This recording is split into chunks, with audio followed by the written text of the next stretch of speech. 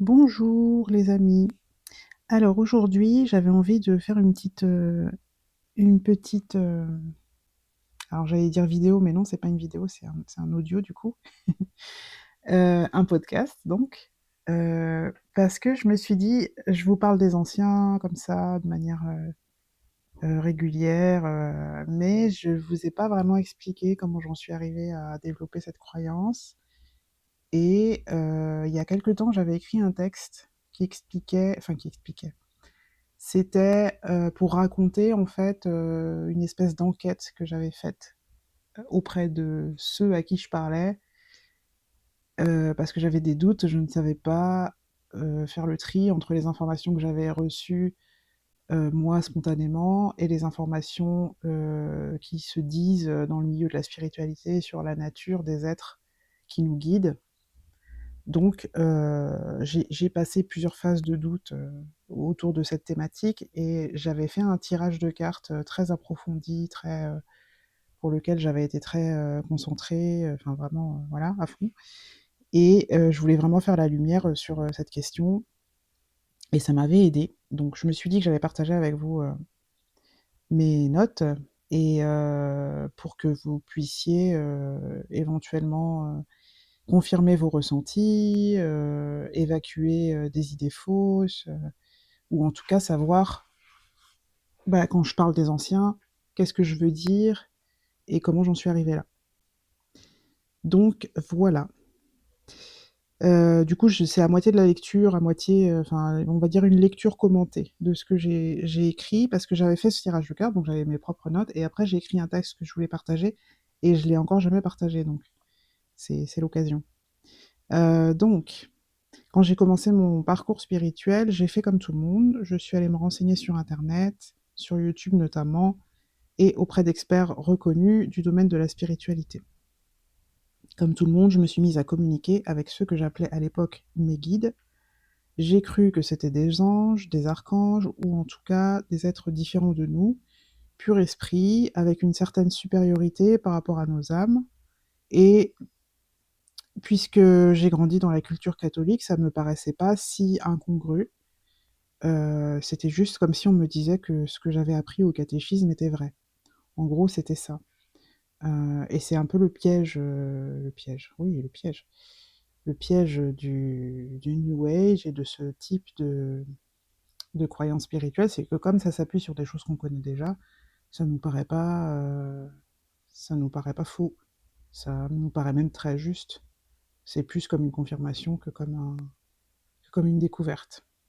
Mais bon, j'avais eu pas mal de déconvenues avec ces croyances-là.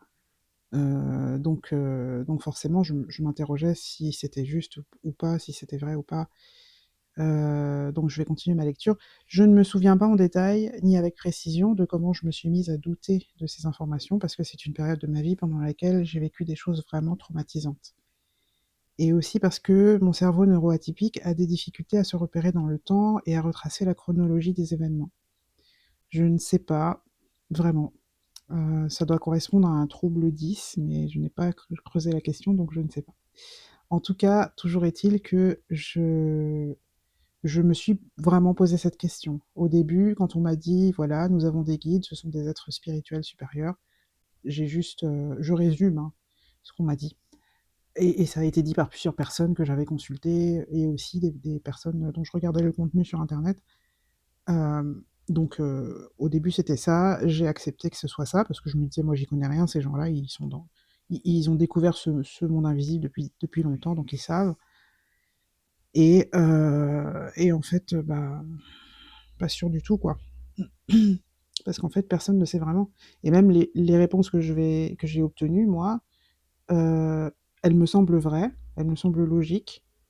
Dans mon ressenti physique aussi, ça semble juste, c'est-à-dire que j'ai pas de malaise associé.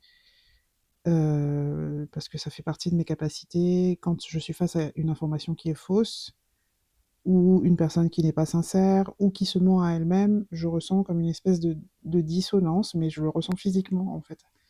Donc ça m'a beaucoup aidée d'ailleurs dans ce parcours, chaotique où j'ai vécu des choses traumatiques, traumatisantes, je veux dire, autour de la spiritualité. Alors, donc, je continue ma lecture. Ouais, je crois que je me suis mise à douter de la nature des guides quand j'ai constaté pardon, quand j'ai constaté que je recevais ce que j'appelle des fausses guidances ou des faux messages. Il se trouve que ces faux messages n'avaient rien à voir avec la nature des êtres avec lesquels je communiquais, mais c'est ce qui a déclenché mon questionnement. Parce qu'après, j'ai compris et j'ai appris, grâce aux anciens, justement, que ces faux messages sont en fait issus des voix intérieures qui nous habitent, c'est-à-dire nos conditionnements et traumatismes. Et en général, ces messages ne nous orientent pas vers notre plein épanouissement, mais ils nous conduisent, selon la façon dont nous avons été éduqués, à voir les choses, à nous considérer nous-mêmes, euh, ce dont nous avons peur, ce qui est autorisé. J'ai mal, je sais pas ce que j'ai fait avec cette phrase-là. En gros, ce que je voulais dire, c'est que du coup, selon la façon dont on a été éduqué, on est conduit à voir les choses sous un certain angle, à nous considérer nous-mêmes sous un certain angle, à avoir certaines peurs, à avoir certaines autorisations, certains interdits, et ça dépend surtout de voilà dans quel milieu on a grandi, dans quel milieu on gravite, et ce qu'on se sent le droit de faire ou pas. Et donc, ce sont des messages qui viennent plutôt confirmer ce type d'orientation qui nous ont façonnés de par notre éducation, etc., plutôt que nous permettre de nous libérer d'éventuelles limitations dont on n'aurait pas conscience. La guidance, elle est là pour nous libérer plutôt de nos limitations. Et les faux messages, ce que j'ai appelé les faux messages, ce sont des informations qui semblent tout à fait justes, mais pas parce qu'elles le sont, mais parce qu'elles font écho à ce qui nous a construit, en fait. Donc voilà. Toujours est-il qu'au départ, ces faux messages m'ont fait me questionner sur l'identité de ceux avec qui je communiquais dans l'invisible. À une, oui, il y a eu une période où j'ai cru qu'il s'agissait d'entités maléfiques, mais ça c'est aussi parce qu'on me l'avait dit. Quand je découvrais le monde invisible, on m'avait dit, voilà, il y a les bons, il y a les méchants, les entités maléfiques qui aiment nous tromper et nous détourner du droit chemin, et les guides qui sont tout amour et qui nous orientent du coup vers l'amour, vers le bien-être, enfin bref, le bonheur, quoi. Du coup, c'est à une époque, j'ai cru que ça existait vraiment. C'était les informations que j'avais pu trouver, auxquelles les thérapeutes spirituels que j'allais voir croyaient et dont ils essayaient de me débarrasser sans succès. Parce que voilà, c'est ça. Comme j'étais confrontée régulièrement à ces messages-là, parce que je ne savais pas ce que je portais comme conditionnement profond et comme traumatisme, j'avais pas du tout conscience de tout ça. Donc je recevais ces messages-là sans repérer d'où ils venaient, donc j'étais persuadée qu'ils venaient de mes «guides» entre guillemets, et j'y croyais, je suivais leurs conseils jusqu'à me retrouver dans des situations compliquées, douloureuses, confusantes, etc. Et donc comme on m'avait dit: «Quand c'est comme ça veut dire que tu es occupé, interféré, je sais pas comment dire, possédé, j'en sais rien, par des entités maléfiques», bah, moi j'allais voir des thérapeutes spirituels qui pouvaient éventuellement me débarrasser de la source de ces faux messages qui étaient supposément des entités maléfiques. Sauf que comme ces entités maléfiques n'existent pas, et ben, ils n'arrivaient pas à m'en débarrasser, et donc je continuais à avoir des faux messages sans comprendre le pourquoi du comment. Donc oui, j'ai même été jusqu'à payer plusieurs centaines d'euros pour des séances d'hypnose régressive qui ne m'ont pas tellement aidée et qui m'ont en plus transmis des informations encore plus sombres sur la nature de ces êtres invisibles, me disant que c'était des entités manipulatrices dont le but était d'asservir l'humanité et que le monde était condamné car la plupart des gens étaient interférés, avec des guillemets, puisque c'est le terme qu'ils utilisent, enfin que les gens que j'ai vus en tout cas à l'époque utilisaient pour décrire l'emprise de ces soi-disant entités sur les humains. En fait, c'est cette distinction entre le monde des esprits et le monde des humains, comme si on était des espèces différentes. Et ça, aujourd'hui, j'y crois plus du tout. Mais j'anticipe sur la suite, donc je vais pas, je vais pas aller trop vite. Je vais vérifier par contre que ça enregistre toujours. Oui, ça a l'air de fonctionner. Alors, donc ensuite j'ai écrit quoi? sortant de ce parcours plus que chaotique, j'étais perdue, je n'osais plus utiliser ma médiumnité et puis je me suis retrouvée dans un burn-out sévère, même plus que sévère parce qu'au début de mon burn-out, je ne pouvais plus ni parler, ni sortir de mon lit, je pouvais à peine m'alimenter, je ne faisais que dormir, j'étais complètement vidée, je n'arrivais même pas à faire fonctionner mon cerveau et ça a duré 3 mois avant que je puisse à nouveau, réfléchir. Enfin bon, ça c'est une autre histoire. Je ferai peut-être un audio sur le burn-out et à quoi ça peut ressembler et jusqu'où ça peut aller si on ne fait pas attention. Donc je me suis retrouvée dans un burn-out sévère, celui dont je suis en train de sortir aujourd'hui, tout à fait. J'ai passé les premiers mois de burn-out dans le brouillard total, à ne même pas avoir la force de me laver et à peine de me nourrir, donc c'est ce que je venais de dire. Puis petit à petit, mon esprit s'est remis à fonctionner et j'ai repris ma quête. J'avais besoin de comprendre. Sinon, impossible pour moi de tourner la page. Je voulais savoir pourquoi cet enfer idéologique s'était déchaîné sur moi et surtout ce qu'il en était de la réalité de ce que je percevais. Parce que oui, le truc c'est que quoi qu'on me dise, les perceptions que j'ai, quelle que soit la façon dont on les explique, moi je ressentais des choses, je percevais des choses par ma vision, on appelle ça la clairvoyance, donc vision intérieure, les images qui peuvent être projetées dans ma tête, on va dire, par ma clairaudience, donc ce que je peux entendre dans ma tête qui ne sont pas mes pensées. J'avais vraiment ces perceptions-là, c'était pour moi très concret, et je ne comprenais pas qu'est-ce que c'était si ça n'était pas ce qu'on m'avait expliqué. Voilà. Donc cette fois-ci, j'ai attaqué les choses du côté scientifique. J'ai découvert les travaux du physicien Philippe Guillemant, du docteur Jean-Jacques Charbonnier, des psychiatres Christophe Fauré et Olivier Chambon, pour n'en citer que quelques-uns. C'est des personnes qui, du coup, étudient un peu tous ces phénomènes-là sous l'angle de leur spécialisation scientifique. Et du coup, ça donne un angle intéressant parce qu'il y a une observation factuelle qui est faite et des hypothèses d'explication qui sont proposées et qui sont autres que celles qui sont proposées simplement en se basant sur l'historique des religions ou des spiritualités antiques qui actuellement est majoritaire dans le milieu spirituel, ce qu'on appelle le milieu spirituel. Ça m'a ouvert à d'autres visions et mon esprit s'est réouvert tout doucement à la communication médiumnique.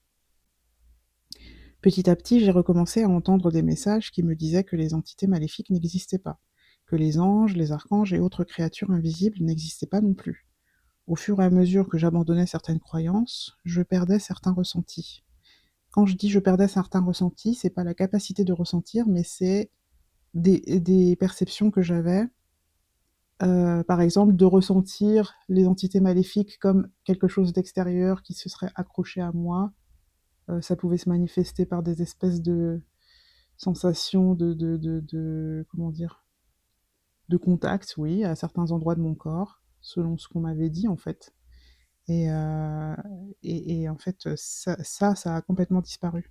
Bon, c'est un exemple de perception, de sensation que j'avais, hein. Il y en avait d'autres, mais bref. Au fur et à mesure que mes croyances se modifiaient, je perdais certaines de ces sensations. J'ai alors compris qu'une partie de ces ressentis était en fait une pure projection de mes croyances, un peu comme avec les faux messages que j'évoquais tout à l'heure, sauf que là, ça s'est manifesté par des sensations physiques. Oui, c'est vrai que quand on utilise sa médiumnité et qu'on a des perceptions multiples par de multiples canaux, en fait, ces multiples canaux sont aussi utilisés par notre être pour manifester, concrétiser, matérialiser, transmettre, je sais pas comment dire, ce qu'il y a dans notre inconscient. Donc ça passe pas que par la sphère des idées, par la télépathie, la clairaudience, la clairvoyance, ça passe aussi par les ressentis physiques qu'on peut avoir, donc le clair ressenti, je crois qu'on appelle ça comme ça. Il y a des gens qui disent la clairsentience, mais je trouve ça un peu bizarre comme terme.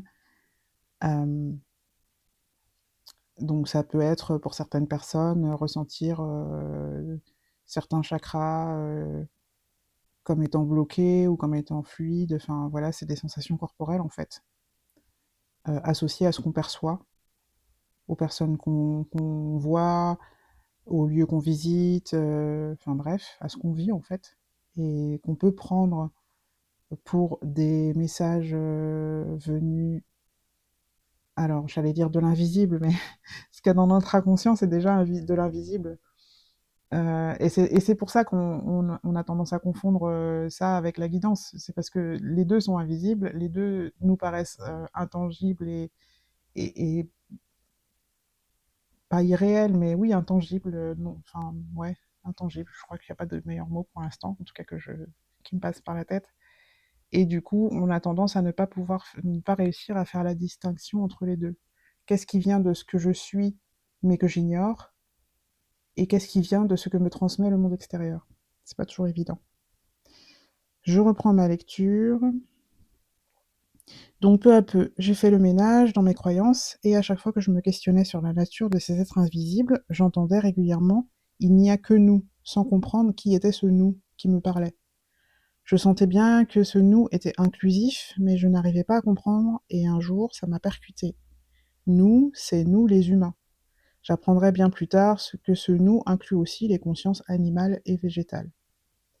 Mais là, pour le coup, on est centré sur ceux qui nous guident, et ce sont, enfin, en tout cas, en ce qui me concerne, c'est principalement des consciences humaines, et pas tellement des consciences animales ou végétales, même si ça a pu se produire à certains moments. Mais j'en parlerai peut-être à une autre occasion dans un autre podcast. J'ai commencé à approfondir mes recherches autour de la nature de la conscience, et pour moi, ça ne faisait plus aucun doute. Ceux qui me parlaient depuis l'au-delà étaient humains, tout comme moi. À partir de là, j'ai pu recevoir des informations plus précises à ce sujet. Ils m'ont dit qu'ils étaient mes ancêtres et que je pouvais communiquer librement avec n'importe quelle conscience, même hors de ma lignée familiale. Je les ai appelés les anciens. Ouais, la nature de la conscience. Vaste question. Ça continue à faire partie de mes sujets de prédilection, de mes sujets de recherche préférés. Voilà. Donc la plupart du temps, ils se présentaient à moi comme un collectif, mais parfois certains précisaient leur identité. J'ai fait plusieurs expériences, notamment avec ma mère, pour lui transmettre les informations que je recevais et qu'elle puisse identifier et confirmer qu'il s'agissait bien de telle ou telle personne de la famille. Des gens qu'elle avait connus de leur vivant, mais que moi je ne connaissais pas du tout. Soit parce qu'on ne s'était pas fréquenté, soit parce qu'on se fréquentait pas, je veux dire, soit parce qu'ils étaient décédés avant que moi je naisse. Ces expériences se sont révélées concluantes, mais je n'avais pas encore 100% confiance. Alors un jour, j'ai fait un tirage de cartes avec les anciens pour qu'ils m'expliquent clairement pourquoi les autres croyances autour de leur identité étaient fausses, et qu'ils me prouvent qu'ils existent, que c'est bien à eux que je parle. Voici les explications qu'ils m'ont données. Alors, je me suis d'abord demandé si ce que je captais pouvait être une sorte d'écho de leur existence, donc pas une identité en tant que telle, avec une intention propre, mais plutôt comme si je captais une information interne, pardon, une information inerte de ce qu'ils étaient. Ouais, comme si c'était vraiment juste un écho que je capte, quoi. Ils m'ont répondu que si c'était le cas, les informations reçues seraient limitées à ce que chaque personne savait et était de son vivant. De son vivant. Oh, j'ai du mal aujourd'hui. Y compris ses erreurs de jugement, les connaissances de son époque, ses défauts, etc. Il est vrai que j'avais reçu au fil du temps plein d'informations très détaillées sur des sujets que je n'avais pas explorés, parfois même scientifiques, qui ne correspondaient pas forcément à la vie de la personne qui me les transmettait. C'est vrai que communiquer avec les anciens, ce n'était pas comme communiquer avec une personne définie, mais plus comme si cette personne se montrait à moi sous son identité et avait en plus cette connaissance infinie sur la vie, sur le monde, à laquelle je pouvais accéder grâce à elle. Une sorte de conscience infinie, mais avec une personnalité. J'ai ensuite demandé, est-ce que cette communication existe seulement parce que j'y crois? Et un peu comme si, un peu comme quand je ressentais les entités maléfiques, voilà, c'est ça. Juste parce que j'y croyais et en fait, elles n'existaient pas. Ils m'ont répondu que si c'était le cas, je n'aurais pas pu obtenir ces solutions et améliorations concrètes de ma vie, ces conseils qui m'ont aidé à guérir en profondeur et toutes ces informations que j'ignorais sur ma personne, l'histoire de ma lignée ou l'histoire de l'humanité. pour donner un exemple, ces informations que j'ignorais sur ma personne, par exemple, ce sont les anciens qui m'ont révélé que j'étais THPI. Je le savais pas, et je vois pas comment ce genre d'information peut me parvenir, ouais.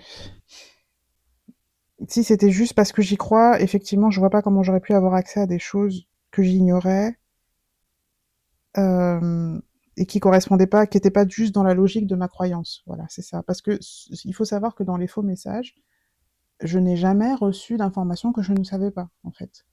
Je n'ai toujours reçu que des choses qui venaient confirmer ce que je croyais, ma vision des choses, etc.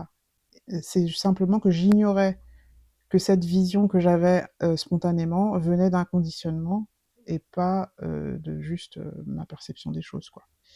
Du coup, euh, du coup voilà. Pareil, l'histoire de ma lignée, l'histoire de l'humanité, ouais, bref. Une fois de plus, les informations reçues auraient été limitées à mes croyances. Ouais, c'est ça. Et quand on sait toutes les croyances limitantes que m'ont laissé les traumatismes que j'ai vécus, je ne vois pas comment j'aurais pu créer toutes ces solutions par moi-même à partir d'une simple croyance en l'invisible. C'est ça, c'est exactement ça. Surtout que ce sont des solutions que je demande quand je suis bloquée. Or, si je suis bloquée, ça veut dire que je n'arrive pas à envisager les choses autrement. Il m'est apparu clairement qu'y croire ne suffit pas à faire exister les anciens. J'ai donc abandonné cette hypothèse. La troisième hypothèse était que je captais par mon intention des informations librement disponibles dans le champ de conscience universelle. Et honnêtement, je pense que cette hypothèse est juste, mais il n'y a pas que ça, et surtout ça ne suffit pas à expliquer ce que je vis en communiquant avec les anciens. Voici ce qu'ils m'ont répondu. Si c'était uniquement que je captais des informations librement disponibles, je ne recevrais jamais d'avertissement ou de mise en garde.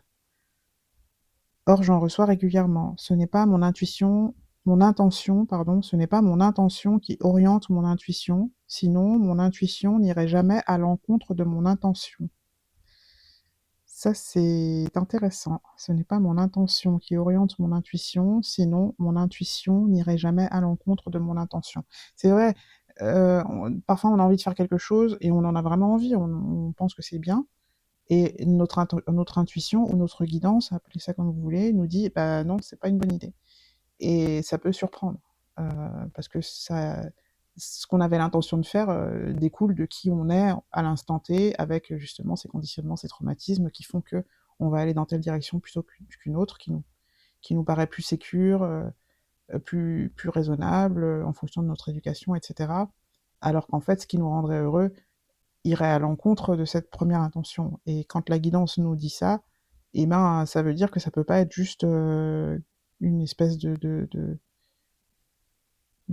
comment dire, qu'on capte juste par l'intention des informations qui viennent confirmer ce qu'on veut, quoi. C'est pas possible. Ça n'est plus la guidance sinon. Euh, donc, donc, ce n'est pas mon intention qui oriente mon intuition, sinon mon intuition n'irait jamais à l'encontre de mon intention. Or, régulièrement, je capte des messages qui m'accompagnent à rediriger mes intentions lorsqu'elles vont dans un sens qui risque de me nuire. Encore une hypothèse qui ne tenait pas la route. Hypothèse numéro 4, ce serait mon soi supérieur, avec des guillemets. Je mets des guillemets parce que c'est un terme que je n'utilise pas, qui ne me correspond pas, qui correspond toujours plutôt ce métalangage plutôt New Age. Donc, ce serait mon soi supérieur qui me parle, mon âme ou ma propre conscience en quelque sorte. Réponse des anciens, ce n'est pas possible, car ma conscience est totalement incarnée et ne peut pas manifester autre chose que ce qui découle de ma perception sensorielle et parapsychique. Autrement dit, si c'était ma conscience, entre guillemets, supérieure, ou non, je ne pourrais pas accéder à des informations qui sont hors du champ de mes prises de conscience. Oui, ma conscience est capable de connecter avec l'infini, mais actuellement, elle est limitée par mon corps physique, par l'incarnation. C'est en connectant avec d'autres consciences, incarnées ou désincarnées, que je peux élargir mes perspectives. C'est tout le principe d'être en relation avec d'autres personnes. qu'elle soit justement incarnée ou désincarnée. Et là, en l'occurrence, c'est en connectant avec les anciens que j'arrive à percevoir les choses dont je n'avais pas conscience jusque-là. Ça m'a semblé logique, donc j'ai abandonné cette quatrième hypothèse. L'hypothèse numéro 5 disait: est-ce que ce sont les guides, les anges, la source ou Dieu qui me parle? Réponse des anciens: mon corps, mes sens me l'indiquent. Pour ma survie et l'expression harmonieuse de la vie à travers moi, mes sens m'informent de ce qui est propice à mon épanouissement ou relève de croyances néfastes. Alors, je fais une pause ici dans ma lecture, parce que ils m'ont expliqué en fait que c'était un mécanisme de survie de base et dont sont équipés tous les êtres vivants. Euh, et là, en l'occurrence, chez les humains, ça se manifeste avec ces 5 sens qui réagissent à l'environnement, que ce soit un environnement tangible, perceptible avec les 5 sens, ou que ce soit un environnement plus subtil qu'on va appeler énergétique. Ce serait comme une espèce d'instinct. Il se trouve que chez les humains, euh, en modifiant justement les convictions par des conditionnements et le résultat de traumatisme, on peut un petit peu détraquer cet instinct et du coup faire en sorte que le corps réagit différemment à des choses auxquelles normalement il n'aurait pas. Enfin, je sais pas comment dire, mais pour donner un exemple, imaginons, voilà, un bébé qui vient de débarquer sur Terre, il voit une araignée, il en pense rien. Il en pense rien, il réagit pas forcément de manière instinctive par la peur, euh, parce que c'est pas une araignée venimeuse et que son instinct ne lui dit pas qu'il est en danger. Par contre, à force de constater que ses parents réagissent de manière, comment dire, vive, et par l'évitement ou par la peur à cette araignée, il va enregistrer dans son système instinctif, que quand il voit une araignée, il doit ressentir de la peur. La peur qui se manifeste du coup par des symptômes physiques, des sensations physiques. Voilà. Mais à la base, on a donc ce système qui est neutre, enfin qui est neutre dans le sens où il est pas influencé par nos expériences de vie au début, et donc on est tous équipés de ça. Après, il y a ces influences de l'expérience de vie. Bon, alors c'est une influence qui est quand même limitée, hein, parce que la nature est bien faite. Si on pouvait tout perturber comme ça juste avec notre pensée, ce serait vraiment encore plus le chaos que ça n'est maintenant, je pense. Donc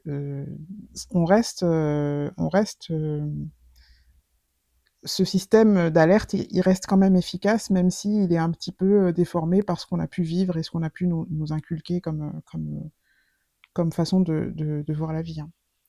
Donc bref, je reprends ma lecture. Hum, Donc pour ma survie et l'expression harmonieuse de la vie à travers moi, mes sens m'informent de ce qui est propice à mon épanouissement ou relève de croyances néfastes. Mes sens m'informent à travers mon corps sans interpréter l'information. C'est une information brute, un ressenti physique, qui ne passe pas par ma réflexion pour se manifester. Alors, je refais une pause là pour expliquer un truc, parce qu'il me vient l'exemple par rapport à ce que je disais tout à l'heure sur les faux messages, le fait que je croyais en ces entités maléfiques et que du coup je ressentais des choses dans mon corps. Ce qui se passait en fait, c'est que je ressentais des choses dans mon corps et j'interprétais cette sensation comme étant la manifestation d'une entité maléfique. Or, si ça se trouve, et même je pense que pour pas mal de fois ça l'était, c'était juste une espèce de symptologie, je sais pas si ça existe, une espèce de symptôme, quoi, qui venait juste m'avertir qu'il y avait un truc qui allait pas, mais que c'était pas une entité maléfique. Du coup, voilà, la sensation du corps, elle est neutre et elle veut dire quelque chose, mais on n'arrive pas forcément toujours à l'interpréter de manière claire.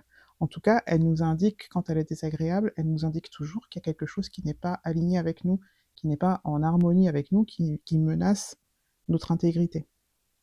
Que ce soit du domaine du psychique, du psychologique, du physique, enfin voilà. Donc un ressenti physique qui ne passe pas par la réflexion pour se manifester. En cela, cette information est factuelle et donc réelle. Si je ressens un malaise face à une information, cela veut dire qu'elle est fausse. Pour moi, en tout cas.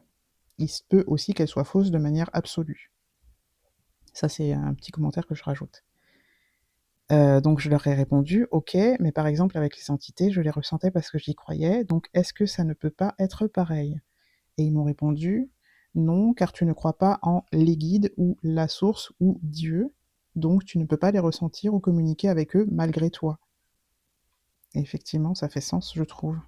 Donc j'ai accepté, leur explication. En gros, ce qu'ils m'ont dit, c'est de faire confiance à ce que je ressens physiquement, parce que même si ça a été, orienté, déformé par, un traumatisme ou par un conditionnement, ça dit toujours, ça définit toujours ma zone de sécurité par rapport à qui je suis à l'instant T. Une fois que les traumatismes sont guéris et que les croyances sont réécrites, je peux ne plus réagir négativement à certaines choses, mais ça s'arrête là. Ça sera jamais une influence qui va vraiment détraquer mon système de sécurité, mon système d'alerte, au point que ça ne me maintienne pas en sécurité. Ce qui se passe en fait avec ce système d'alerte sous l'influence des traumatismes et des conditionnements, c'est qu'il va devenir plus sensible et donc se déclencher de manière plus vive et plus systématique devant des choses qui ne sont pas forcément dangereuses.